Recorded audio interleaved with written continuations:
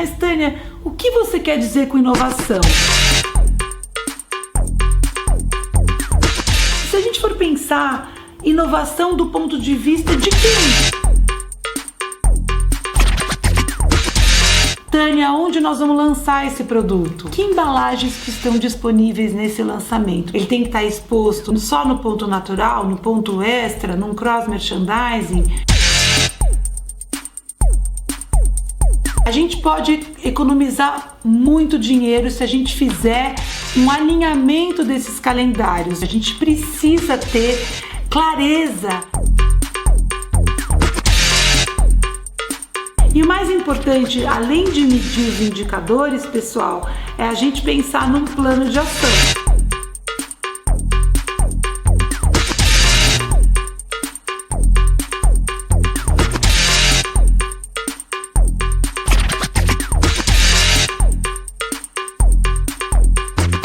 Primeira coisa, acho que é entender o que a inovação representa. Então eu trouxe aqui para vocês um estudo do Kantar do ano passado, é bem fresquinha essa informação, que aborda uma série de lançamentos de produtos feitos globalmente em mais de 38 categorias. Olhando o chart que eu vou mostrar aqui para vocês, que os lançamentos eles são muito constantes nas empresas de bens de consumo. No Brasil, no ano de 2017, foram lançados mais de 8 mil produtos. Na China foram mais de 61 mil produtos. Até interessante observar que a Exame que saiu essa semana, ela fala muito disso, fala muito de tecnologia e inovação, uma edição muito bacana que eu recomendo que vocês leiam depois. Os lançamentos de produto nem sempre são bem sucedidos.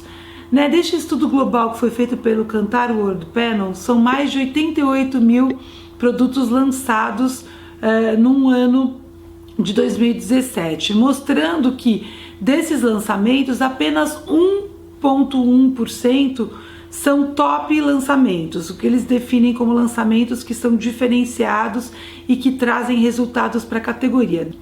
Desses lançamentos que são feitos no mundo, o que eles chamam de lançamentos impactantes, que realmente alavancam o valor da categoria, representam apenas 1%. Então nós estamos falando de ao redor de 1.000 e poucos lançamentos que representam aqueles lançamentos que realmente trouxeram algum impacto de crescimento das categorias no trade. Nesse estudo, então, 85% dos shoppers mudam seus hábitos de compra em função dessas inovações. Ainda se a gente for observar o modelo de crescimento, acho que é muito interessante olhar com cuidado esse slide. São 4 pilares que servem para qualquer negócio, também criado pelo Kantar World Panel, gostaria de citar. Ele foi cedido gentilmente por uma colega que trabalha lá e que sempre fala que este chart que eu estou mostrando agora para vocês, ele serve para realmente qualquer negócio. O primeiro é trazendo novos clientes, novos shoppers para a nossa categoria, para o nosso mercado. O segundo é que esses shoppers comprem outras categorias dentro desta loja. O terceiro é que estes shoppers possam aumentar ou reduzir o volume comprado. E o quarto é que estes shoppers comprem produtos de maior valor agregado, aumentando o seu ticket médio. Então, só para recapitular, trazer novos shoppers para a categoria, trazer novos shoppers para dentro da loja que comprem outras categorias dentro da loja, que os shoppers possam aumentar ou diminuir o seu volume comprado e possam comprar um ticket médio maior por meio de maior valor agregado. Neste segundo bloco, eu vou falar um pouquinho do conceito da inovação, que eu acho bastante importante. Porque várias pessoas me perguntam, mas Tânia, o que você quer dizer com inovação? É inovação de produto, é inovação de serviço ou é inovação do trade? Nessa nossa palestra aqui, nós estamos falando especificamente de inovação de produto e de serviço. Então a gente tem 2 tipos de inovação. O primeiro é a inovação incremental. São lançamentos e relançamentos de produtos que trazem pequenas modificações, porém que essas modificações elas não repercutem num boom na categoria. A gente tem um outro tipo de inovação que é a inovação de ruptura, né? Um exemplo típico que a gente sempre ouve falar É o exemplo da Apple, o exemplo do iPhone e do próprio iPod, quando foi lançado, ainda antes do iPhone, que trouxe uma revolução na indústria da música. Essas inovações de ruptura, elas mudam uma categoria, elas trazem muito mais valor e elas realmente trazem um patamar de faturamento e rentabilidade totalmente diferente, tanto para a indústria quanto para o varejo. Eu tenho um outro quadro que é da BCG, de um estudo sobre inovação, que mostra aqui exemplos de inovação. Então observem no quadro a seguir. Existem alguns tipos de empresas, tem as empresas que são as inventoras, então aqui tem exemplos da Tesla, da Netflix e da própria Apple. Tem empresas que são construtoras de soluções, né, que trazem soluções e constroem essas soluções. A Nike, a Starbucks são exemplos disso. A Starbucks traz serviços totalmente diferenciados, né? Tem aquelas empresas que são as empresas que impulsionam a inovação, são aquelas empresas que fazem a inovação de uma maneira melhor, pela forma com que fazem a inovação. Então a gente tem a Zara como exemplo emblemático aí do varejo. Tem as empresas que são as expansoras de inovação, então as empresas que estão atentas à inovação. Um exemplo é a Amazon, que está aí revolucionando o varejo digital e o varejo físico agora com a compra da Whole Foods. Tem as empresas que são as defensoras, que usam a inovação para defender o seu market share. Então exemplos são algumas indústrias farmacêuticas como a Pfizer e empresas de seguros como a AIG, e aqueles que são seguidores, o que a gente chama de fast followers, são aqueles seguidores rápidos como a Bankiser, o JP Morgan, entre outras empresas. Então é muito importante que vocês entendam que cada empresa vai ter uma postura em relação à inovação. Muitas vão liderar e muitas vão seguir processos de inovação. Mas aí, se a gente for pensar inovação do ponto de vista de quem? Ponto de vista do shopper, do ponto de vista da indústria ou do ponto de vista do varejo? Aqui vão algumas perguntas que a gente sempre deve fazer. Afinal de contas, o que é inovação para o shopper? A inovação para o shopper é aquilo que vai fazer o shopper se sentir diferente, porque eles estão prestando um serviço diferenciado para ele, porque ele tem conveniência, ele se sente mobilizado, engajado por aquela inovação, porque ela traz mais serviço, como exemplos dos serviços da economia colaborativa, como o Uber, como o Airbnb, que são inovações que trazem serviço, elas facilitam a vida do shopper. Tem as inovações que vêm com aquela visão da indústria, então aquela visão de quem está mudando o mercado, está ensinando o mercado a fazer diferente, que está trazendo certos produtos, certos serviços que impactam e que trazem, por exemplo, margem, faturamento, volume incremental para aquela categoria. E por fim, quais são as inovações na visão do varejo? O varejo olha a inovação e fala, puxa, eu não quero. São mais itens para eu ter que cadastrar, minha gôndola não é elástica.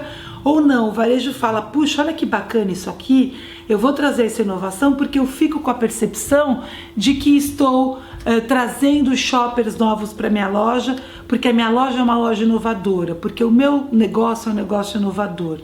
Então isso vai depender muito do varejista que está vendendo aquela inovação, que está vendendo aquele produto e que está prestando aquele serviço. Então a gente tem que pensar que quando a gente está inovando, qual o impacto daquela inovação. Vou falar de um bloco específico de processos de inovação e como o trade tem que se inserir nesse processo desde o início. Seja lá qual for o modelo de inovação que a sua empresa trabalha, seja um modelo de funil, seja um modelo mais cíclico de inovação, sempre a gente tem aquele primeiro começo, que é um começo que é geração de ideias, depois aquele produto ou serviço vira um conceito, depois vem o desenvolvimento, comercialização e mensuração do processo, acompanhamento e mensuração da inovação. Então o trade deve participar dos times multifuncionais de inovação. O que é mais importante é que o trade esteja nessas reuniões, nos momentos onde a gente for falar de comercialização, de canais, de embalagem, de sortimento. Então o trade tem que trazer esses inputs para o processo de inovação, que ele traga que inputs. Acho que isso que é importante a gente entender. Mas por que o trade vai colaborar com o processo de inovação? Porque se a gente for pensar, tem muitas inovações que falham justamente na execução. Quando chega o produto não é estável na gôndola, as cores não são impactantes, a embalagem não funciona, o sortimento por canal não funciona. Então, são esses cuidados que a área de trade marketing, alinhando merchandising, comercial, ela tem que participar do processo de inovação desde a fase de conceito, ainda na concepção. Então vamos pensar assim, vamos lá os inputs que o trade pode dar no processo de inovação. Então, se é uma categoria nova, por exemplo, um serviço novo que a empresa está lançando que não existe no mercado, tem que se conhecer os hábitos, há que se fazer uma pesquisa, conhecer os hábitos do shopper, como ele compra ou como ele compraria aquela categoria caso ela existisse. Se a gente for pensar, por exemplo, quando a Activia foi lançada no mercado, foi uma revolução. Tinha que ensinar aquele produto, aquela categoria dentro do mundo dos lácteos, de iogurte. Inputs como canais, características de canais de marketing, que tipo de distribuição que vai ter. Tudo isso é importante. Que clientes são importantes para aquela categoria específica que podem fazer a diferença no sucesso ou no insucesso daquela inovação. Quais são os inputs da área comercial? Como aquela categoria é negociada? Que tipo de margem? Que tipo de markup é colocado naquele produto? Aonde aquele produto vai ser exposto? Como é que aquele produto é negociado? É uma negociação difícil? Então, alguns inputs qualitativos também o trade pode trazer, abrindo essa inovação de uma maneira cuidadosa, obviamente, porque a inovação sempre é uma informação de caráter confidencial das empresas e a gente tem que proteger essas informações para que elas não vazem no mercado e que o nosso concorrente descubra que a gente está fazendo esse lançamento. Inputs da equipe de merchandising, o quão é fácil, aquela exposição daquele produto, que materiais promocionais seriam interessantes, aonde colocar, expor aquela inovação dentro de um ponto de venda, por exemplo, seja ele ponto de venda físico, ponto de venda digital. Então, vários inputs, gerenciamento de categoria, se existem empresas que fazem, se a própria empresa já faz algum processo de gerenciamento de categoria com os seus clientes. Então, o trade ele pode trazer diversos inputs. Esses inputs têm que estar fundamentados em fatos e dados, em números, em informações importantes e que seja um input que seja relevante para aquele lançamento daquele produto ou daquele serviço. Agora nós vamos falar do planejamento de trade marketing nos lançamentos e como ele deve ser mais detalhado. Para não ficar uma coisa só dos inputs no processo de inovação, vamos descrever. Então o primeiro P é o P de produto e pack. O segundo P é o P de localização e distribuição, seria o P de placement. O terceiro, P de promoção e comunicação, e o quarto, o P de preço. Então são 4 P's e eu vou detalhar cada um deles, sendo que a gente tem que pensar inicialmente no centro desses P's, como está colocado no slide que vocês podem olhar, é o P de público-alvo, ou seja, o público-alvo a quem se destina a esse produto, esse serviço, deve ser claro para aquela empresa. Isso é muito importante. Não só quem é o consumidor, mas também quem é o shopper. Então, por exemplo, se a gente está falando de produtos infantis, quem compra é a mãe, em geral. Ela é a shopper. E quem é o consumidor, em geral, é a criança. Se a gente for pensar em guloseimas, se a gente for pensar em higiene infantil e vários outros produtos que as crianças consomem bastante. Bom, então vamos para o primeiro P, que é o P de produto. Produto mais embalagem. Gente, muitas empresas não têm verba para investir em comunicação de massa e mesmo comunicação digital. A gente sabe que é um esforço muito grande. Então, a embalagem é o primeiro ponto de contato que o consumidor vai ter no ponto de venda com o produto. Então, a embalagem ela tem que ser bem constituída, ela tem que ser impactante, ela tem que ter informação, porque os consumidores buscam informação e ela tem que se diferenciar dos concorrentes, isso é muito importante. Se a gente pensar em produto, a gente tem que entender o que aquela inovação traz de diferente e como ela impacta o valor ou volume incremental, a margem incremental daquela categoria. Então a primeira coisa que a gente tem que pensar na tradução do P de produto para trade marketing é o sortimento. Que embalagens que estão disponíveis nesse lançamento? Por isso que eu falo que a participação tem que começar antes, no início do projeto e não no final.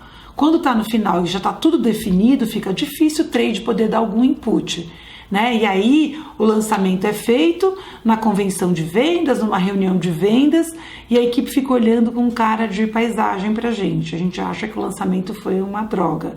E de fato ele vai ser. Então é importante que a gente evite que esse momento da verdade com a equipe comercial aconteça de uma maneira ruim. Eles têm que já estar engajados nesse lançamento.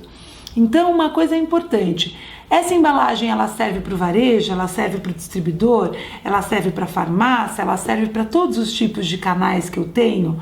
Se eu pensar, por exemplo, no atacarejo, no ponto de venda, eu vou poder ensinar um pouco sobre aquela categoria. E por fim, alguma customização. Então, empresas como a Procter & Gamble, por exemplo, ou a Unilever, ou várias outras no mercado, a própria Coca-Cola, customizam certos SKUs, certos itens de uma inovação para alguns grandes clientes do varejo, né? Então, por exemplo, a Procter tem um SKU de Pampers para o Walmart, um para o Carrefour, um para o Extra. Isso é muito importante a gente entender. Se aquele cliente é realmente muito importante para a minha categoria, como ele vai impactar o meu lançamento e como eu vou poder me diferenciar se eu fizer um SKU específico para aquele cliente. Então esse foi o P de produto. Vamos para o segundo P? O segundo P é o que a gente chama de placement, é de distribuição ou de praça ou de localização dentro da loja. Que visibilidade que eu quero que ele tenha? Ele tem que estar exposto só no ponto natural, no ponto extra, num cross merchandising? Que tipo de visibilidade que eu vou ter? Se for uma categoria nova, por exemplo, aonde eu vou expor esse produto?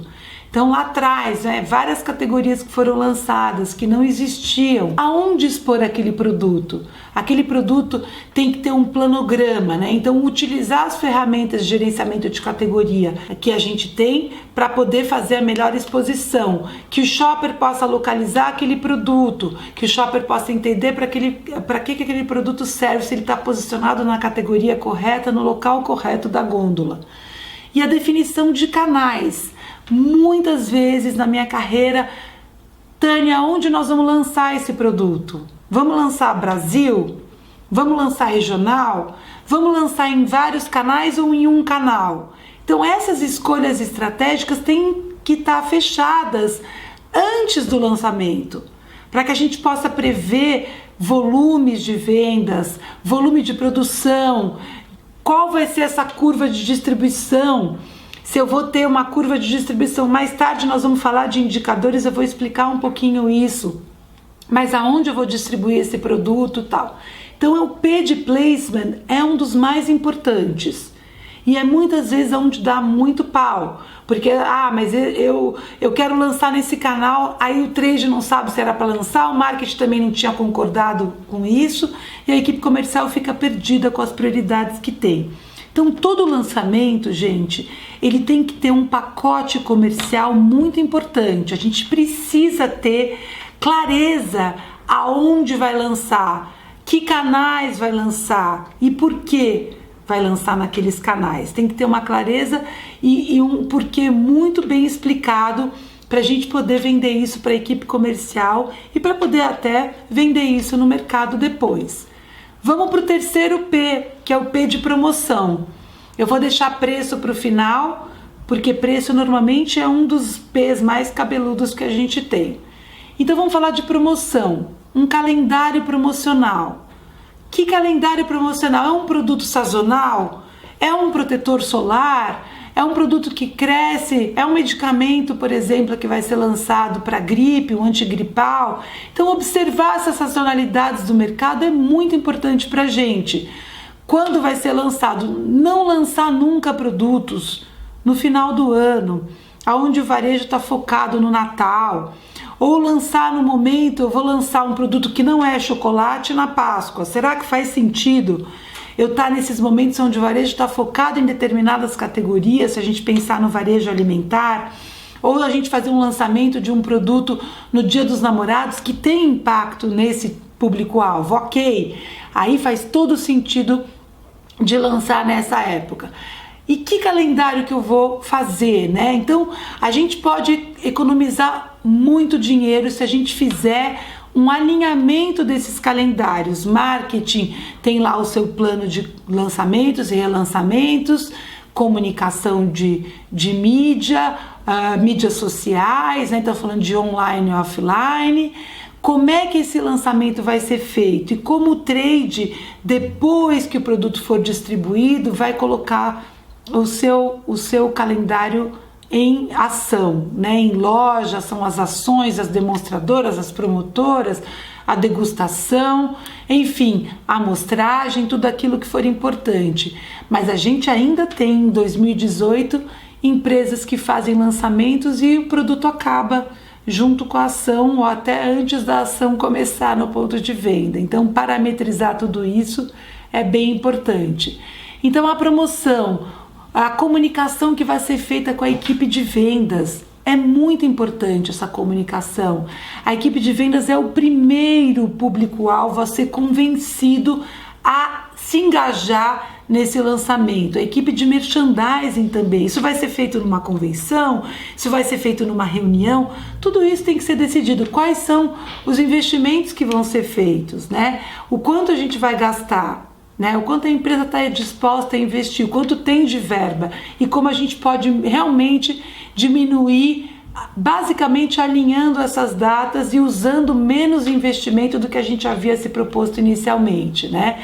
Material promocional, material de comunicação à equipe, eu vou ter que fazer um folder para a equipe, um broadside explicativo, um material técnico explicando como é que aquele produto deve ser usado, treinamentos, né? Se for um produto muito especialista, é um serviço muito especialista, então tudo isso tem que ser pensado, tem que se fazer um checklist das inovações para que a gente possa fazer o melhor lançamento.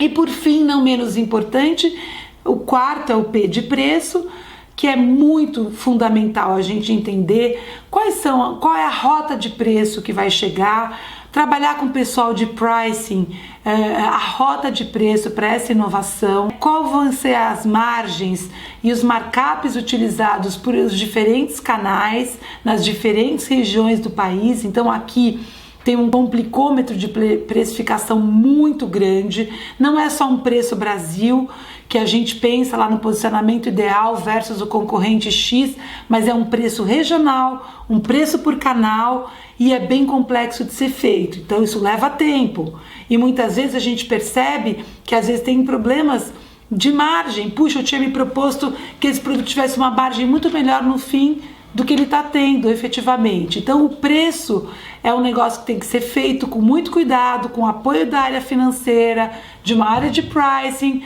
com apoio de uma área de contabilidade muitas vezes e da área tributária da empresa para poder fazer toda a rota de preços daquela inovação.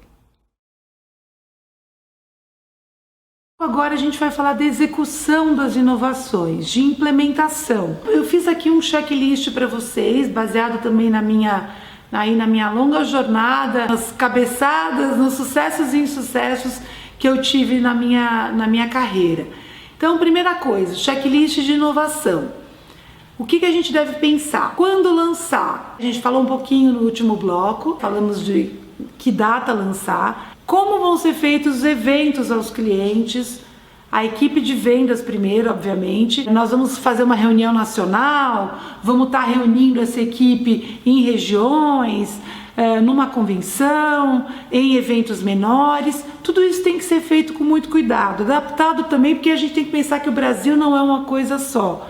Então, quando você pensa, por exemplo, no varejo, nos distribuidores, os clientes da sua empresa, eles têm disponibilidade de tempo.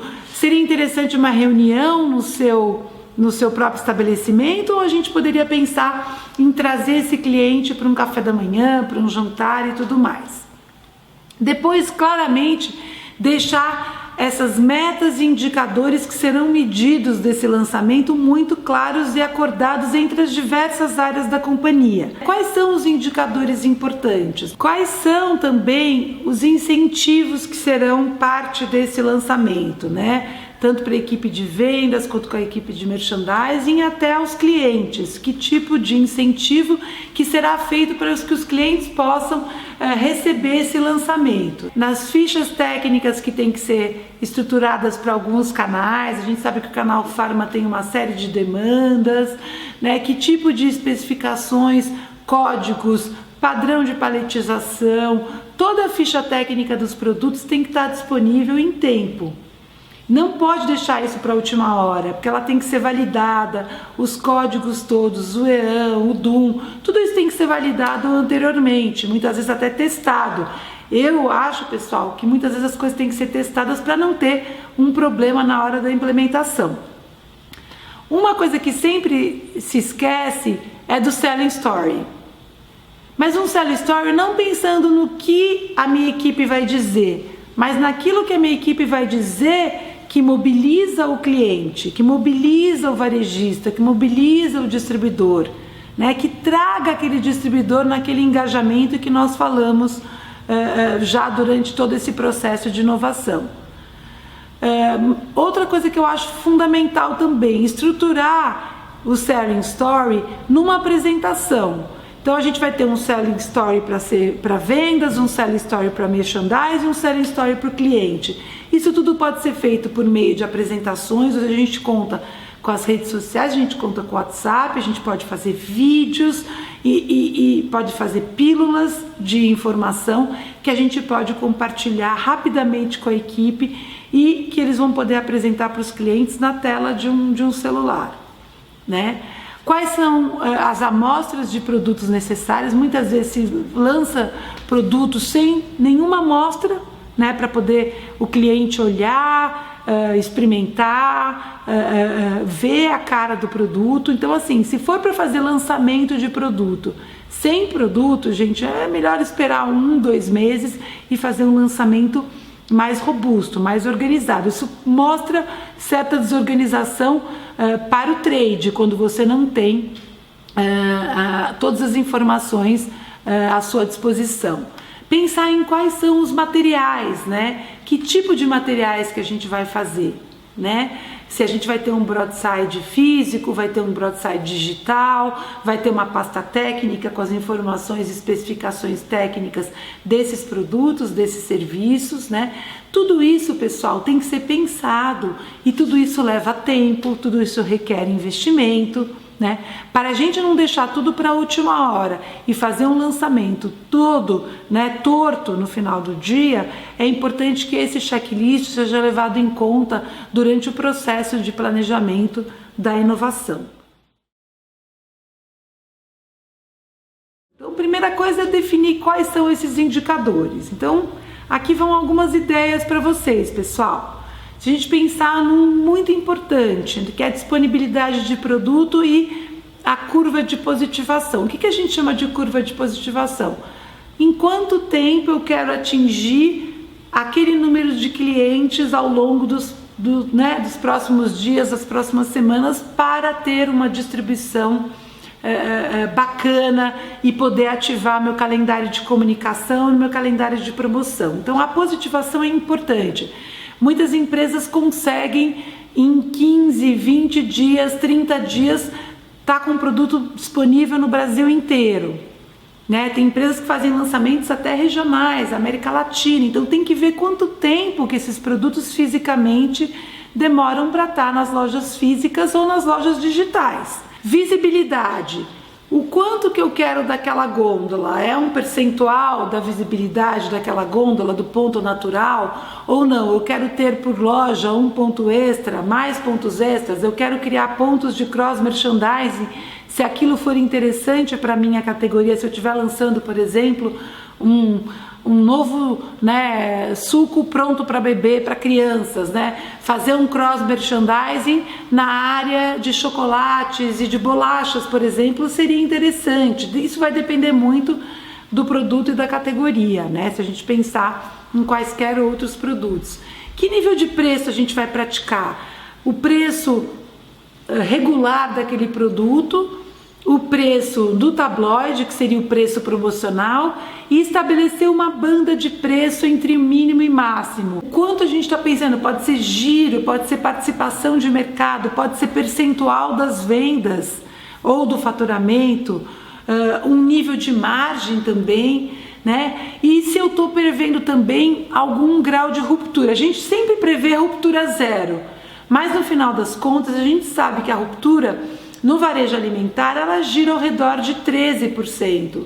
Então a gente tem que prever sim algum grau de ruptura. Então a gente está falando de distribuição, de visibilidade dentro da loja, de preço, de market share, giro ou percentual das vendas e de um grau de ruptura previsto, já sabendo que vai ter algum problema na distribuição, que é muito fácil de acontecer num país com as dimensões como o Brasil. E como é que esses acompanhamentos, né, devem ser feitos, né? Então, pensando nesses indicadores, que eles devem ser concordados com as diversas equipes, né? Esses são alguns dos indicadores. A gente pode pensar em indicadores mais focados para a equipe de merchandising, por exemplo. A gente tem a tecnologia para nos ajudar. A gente pode ter isso dentro de um dashboard que puxa as informações internas e externas.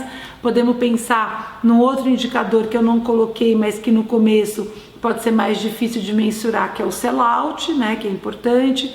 Acompanhar isso num painel de informação, né, em que períodos, né, essa inovação vai ter o período de 1 ano, de 6 meses, de 18 meses. Muitas empresas consideram um período de 18 meses para medir uma inovação, que eu acho bastante interessante.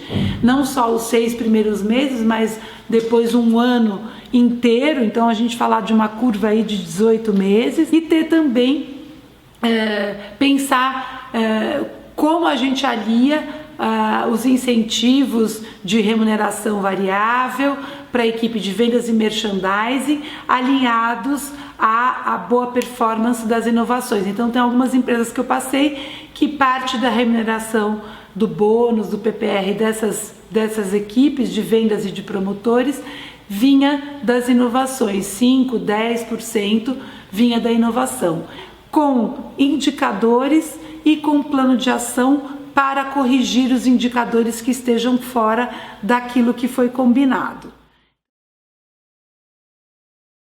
Então, nós vamos falar dos fatores críticos de sucesso. Na verdade, pegando bastante da minha experiência ao longo desses quase 30 anos de carreira, entre indústria, consultoria, até como professora, falar para vocês aqueles pontos que eu acho que podem ser fatores que vão ser muito importantes para vocês observarem para o sucesso de uma inovação.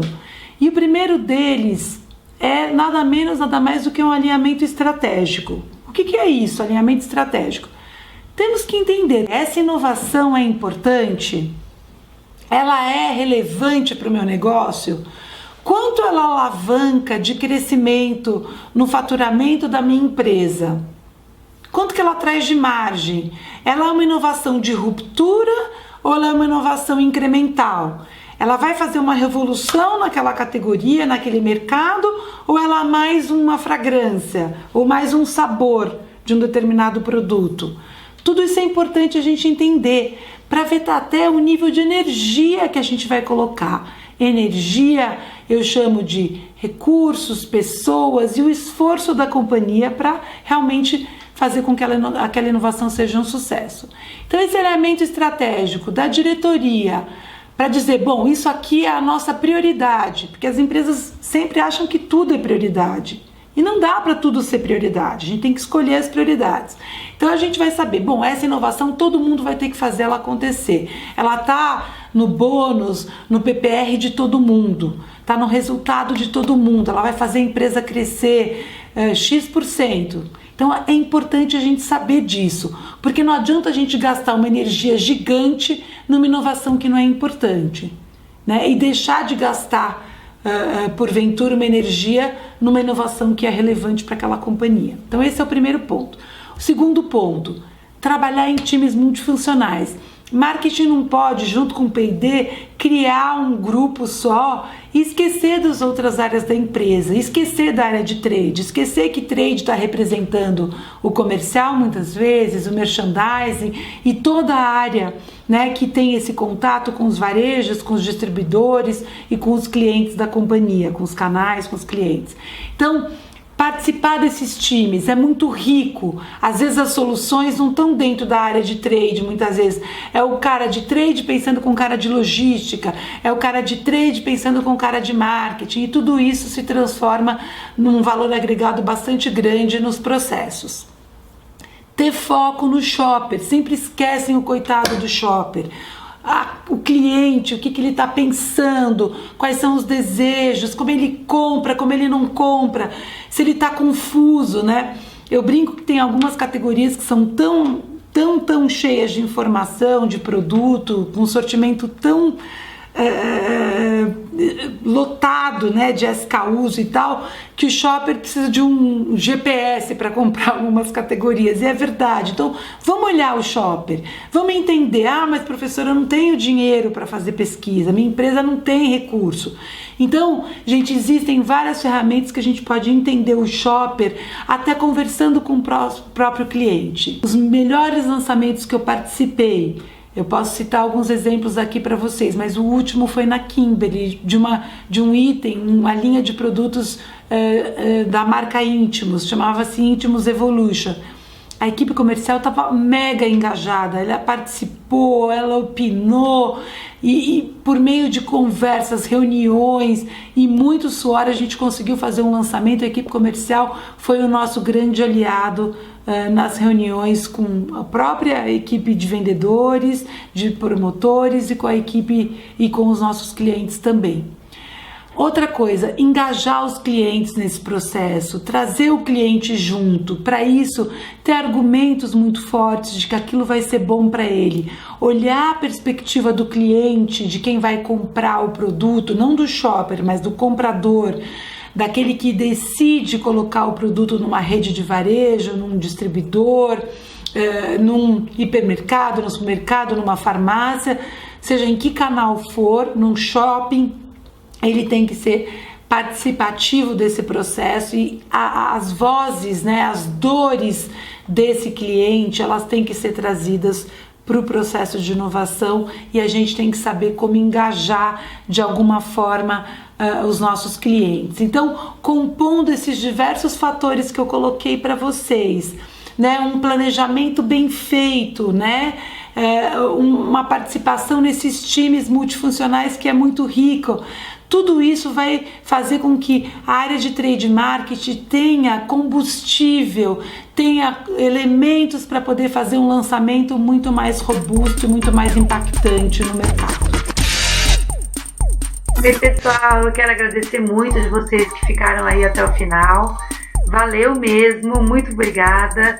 Quero agradecer também o Jorge, né, que me convidou para fazer essa palestra, os meus clientes, os meus alunos, e deixar os meus contatos, né, para dúvidas e convites, o que vocês precisarem.